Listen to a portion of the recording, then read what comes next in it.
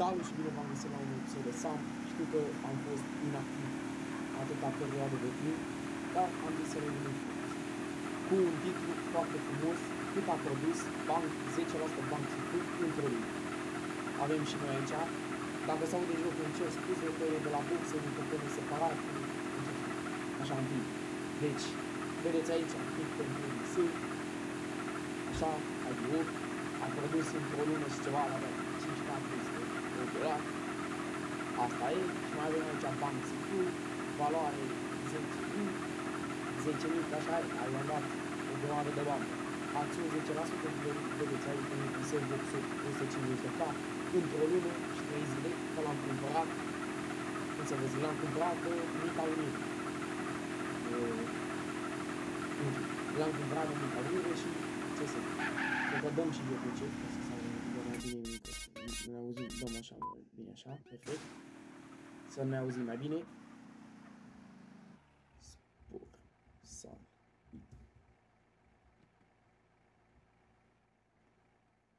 Așa, băieți. Și hai să mergem să scoatem banii din banc SF. Oh.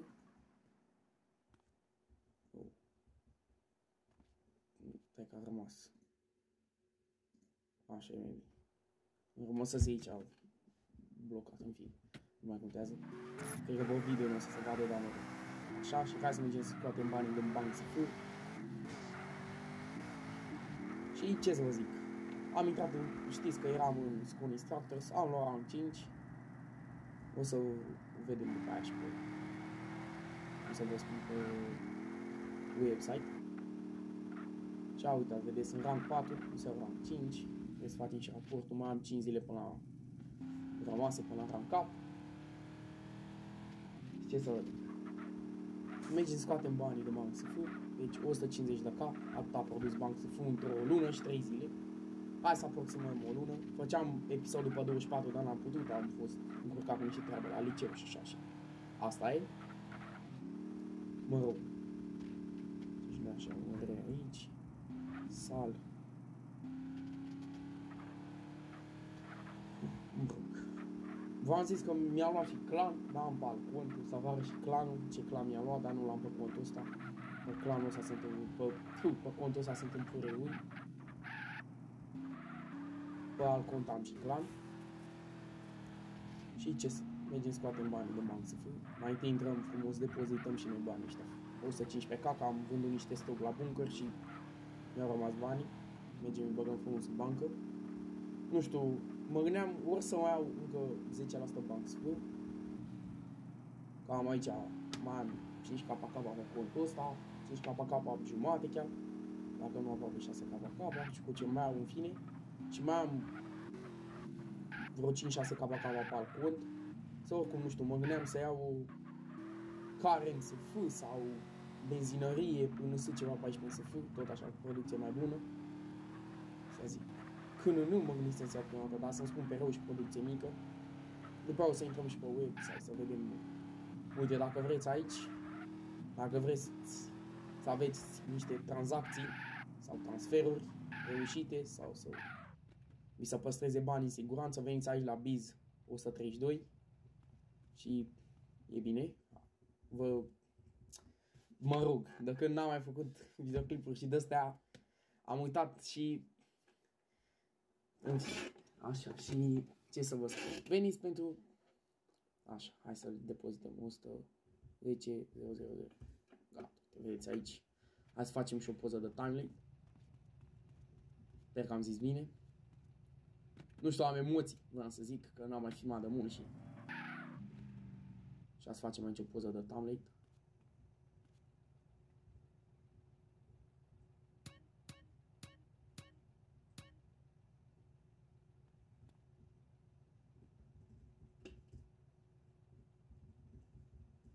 Merge. Oare, merge, gata. Și o poză de timeline aici, mecher. Perfect. Și ce să vă zic, aici la Biz 132, banc SF, să vedem cine mai deține acest Biz. Nu, S-R-R, o L de R, așa. Ov,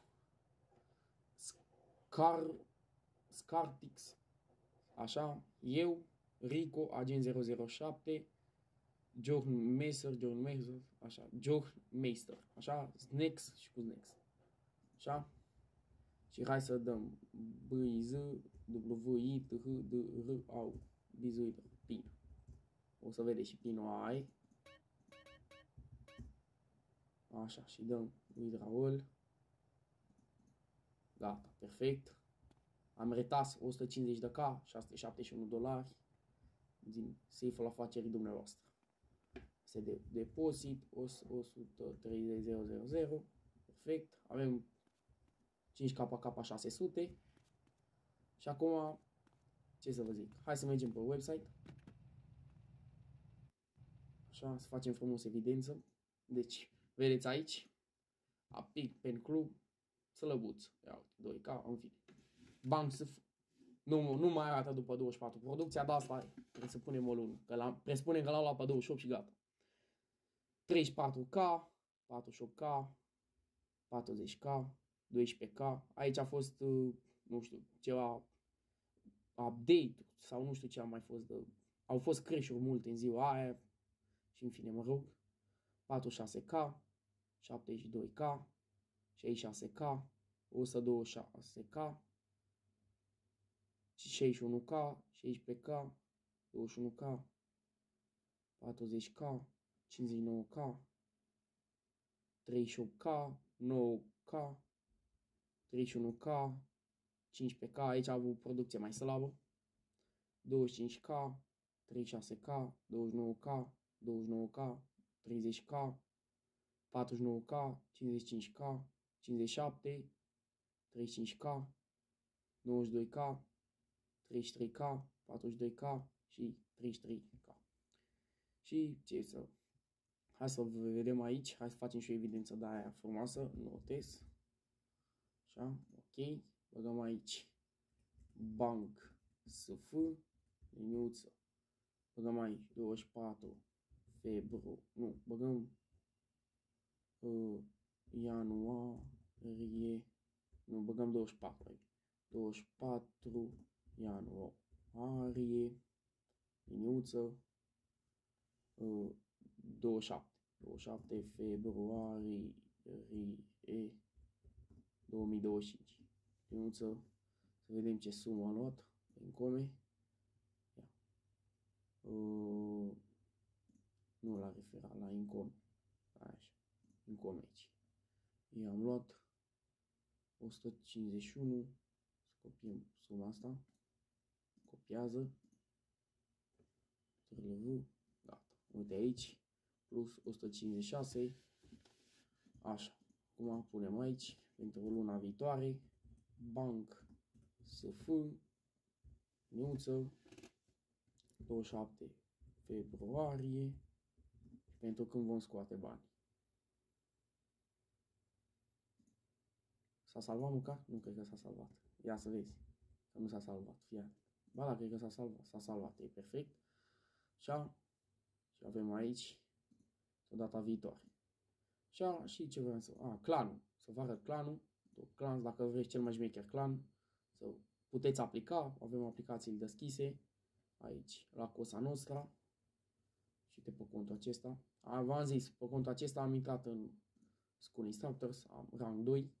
Am și pe contul ăsta raport de făcut, dar am intrat pe contul ăsta mare ca să fac orele.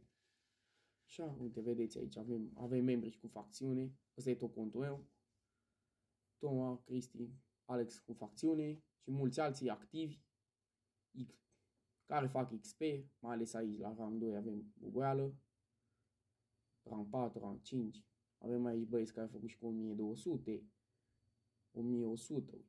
XP. Și au fost mult mai mulți, dar au mai ieșit. Am mai dat afară de nici că erau inactivi. În fine. Așa, dacă vreți în cel mai șmecher clan.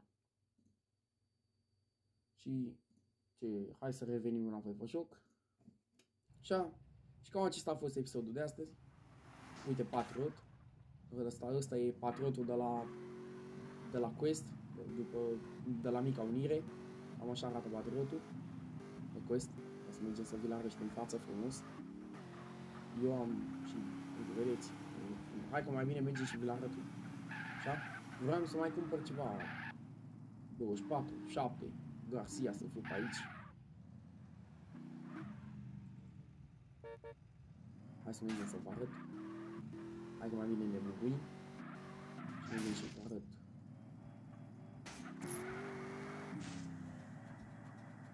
Da, și mergem să vă arăt așa.